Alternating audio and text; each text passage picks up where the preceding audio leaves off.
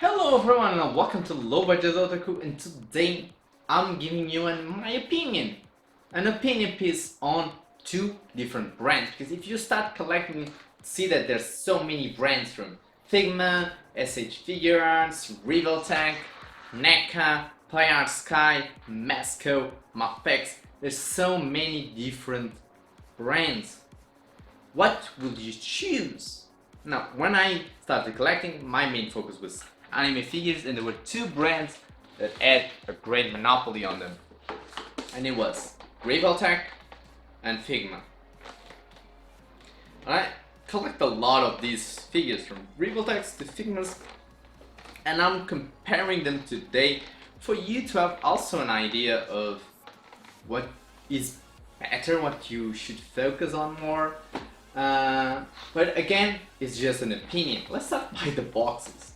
Now, this is a recent Revoltech box of a re-release that they are doing of the Evangelion figures from the movies. And they're very different from the original Revoltech boxes, but I actually should pick one. Like this one. This is an original Revoltech box. Before, Revoltech boxes always used to have this color palette, this structure. They could be bigger, smaller, but they always had this structure and an explanation what a Revoltech joint is, things like that. But then they started changing a lot, especially with the new Marvel ones. And I'm going to take some points off because of it. Because I do think that keeping boxes very much in a pattern, it's very useful. And I do think that this always be changing the boxes is a negative point against Revoltech, because it almost feels like they're trying to be different, they are trying to rebrand. And that's something that I want you to remind. I think Revoltech is trying to rebrand in some ways. While Figma always has this type of boxes. Bigger, smaller, but the boxes are always the same structure. They always have the same height, where the Figma logo is, where's the number, where the name of the show, all this description, and they always have different colors depending on the figure. Always a picture of the figure on the side, a lot of different poses on the back, some more description, always the same type of description, and again, image of the figure. This helps you to recognize immediately, that's a Figma box, that's a Figma figure. And that, I think, is great, especially if you're a collector, having boxes that are very similar, and then you immediately know, oh, those are Figma boxes. So congratulations there, I give the point to Figma. Then let's look at something. Revoltech, I was telling you that they seem to be rebranding in some ways. And this one is an old Revoltech figure from Evangelion, from the movie End of Evangelion. So we have here the basis of the important thing in a Revoltech figure. It is the Revoltech joints. They're very clicky. Oh, those feel great. Now, Revoltech joints are basically ball hinges, but inside the movement is not continuous. They have like these little positions where the joint changes, and you have the click. This helps being very sturdy, keeping the position very well. So they do make the posability very easy and very sturdy, but they sacrifice a little bit the sculpting, because you can very well see there's a joint there. And so they basically sacrifice a little bit of sculpting for posability. This one is a very old one, and you can see a lot of improvements when you look at more recent ones like Vash the Stampede. Now, his sculpt is beautiful. Again, the Revoltech joints very clicky.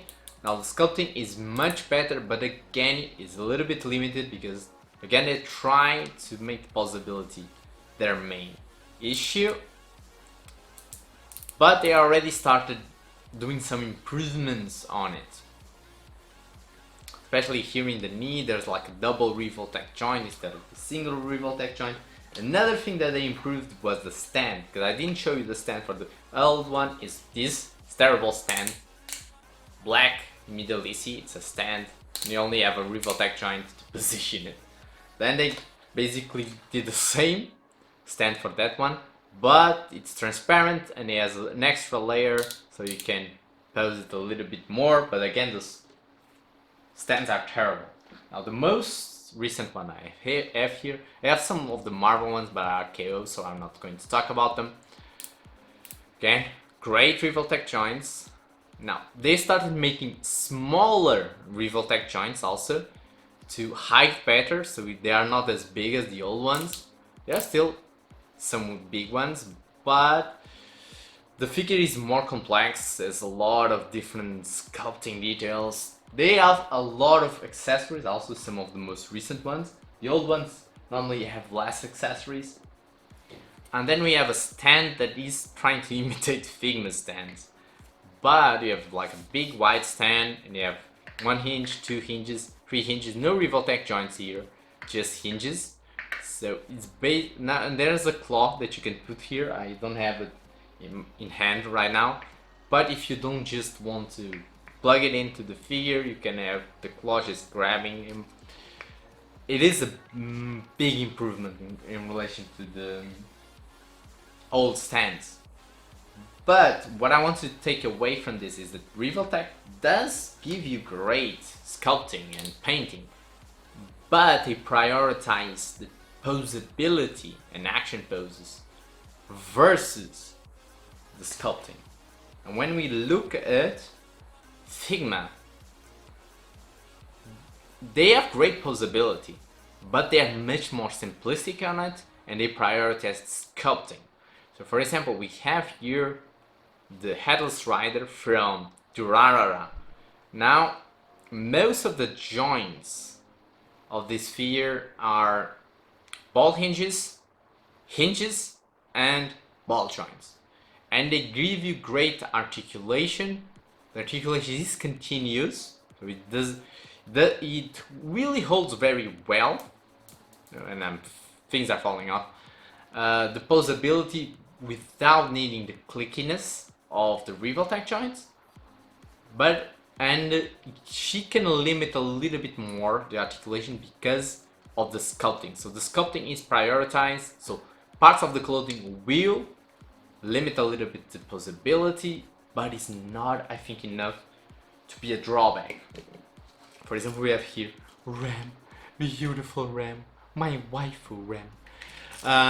Her skirt, of course, will hinder a little bit the possibility, a dress. Look at the beautiful sculpting on this thing. So a little bit less possibility can be justified. Now, they always have, again, great accessories. Not as many accessories, I think, as the latest Revoltechs normally do, but it's still very close. And again, they have the best stand on the market, in my opinion. It's a very simple stand, Figma logo, 3 hinges like the one that I showed you from Revoltech, and then you have these little parts that you normally plug in. If you want to plug this directly to the figure, you can, but then you can plug this and connect here, and you can rotate, connect there. It helps you a little bit adjust the figure, because these stands, you really want to use the stands to improve the stability of the figure and the posability. And the posability of Figmas are really good. So it's not that like compromise between sculpt and the posability is that high. It doesn't give you as extreme poses that you can do with the Revoltech joint. These ones don't give you that extreme poses, but you still are going to get great action poses from them. Pricing is not that different either. This little guy cost me 33 euros plus shipping plus taxes. And for example, this I think it was not that different. I think she was very close in terms of pricing. I think she was 35 maybe euros, then plus shipping plus taxes. Ram was more expensive because she was, I think, more recent. If I'm not mistaken, she was a little 40 euros maybe, plus shipping plus taxes. If I had to say, I think I understand that she should be more expensive because, again, I think her detail, plastic, the finish, the painting is better than Revoltech's. Revoltech is not that it is bad, because it is good, but Revoltech looks more and feels more like a toy compared to Figma's. I think that Revoltech does, even though the joints are great, they bring a lot of accessories and they are bigger. But again, when you're posing and when you have them in the shelf, they look a little bit cheaper than the Figma ones.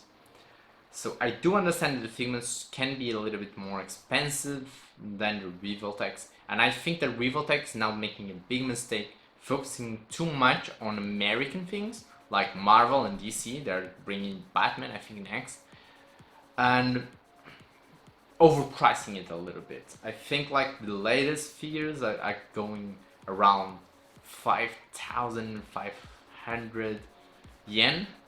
There's, I don't know, almost 50 euros. It's not 50 euros, but 44, 45 euros more or less. I think those figures should be around the same price of this guy, that is 33 euros. That would be good. I think if those figures were at that price, that would be a good price for them. I think right now the price that they are going for is a bit too much, especially for figures that I don't think are that special.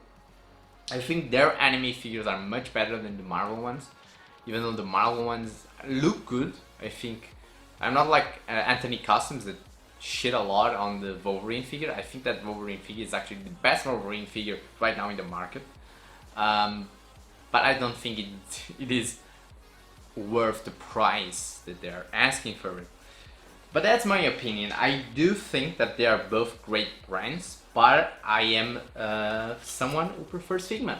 I think Figma's stability between sculpting and articulation is a better balance than the ones from Revoltech.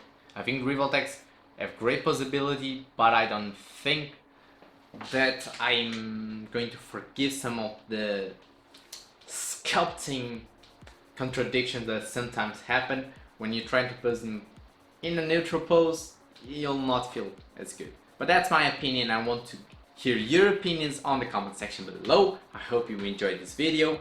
Don't forget to subscribe, leave a like, hit the little bell icon to be notified when my next video is up, and don't miss the next review. See you guys next time.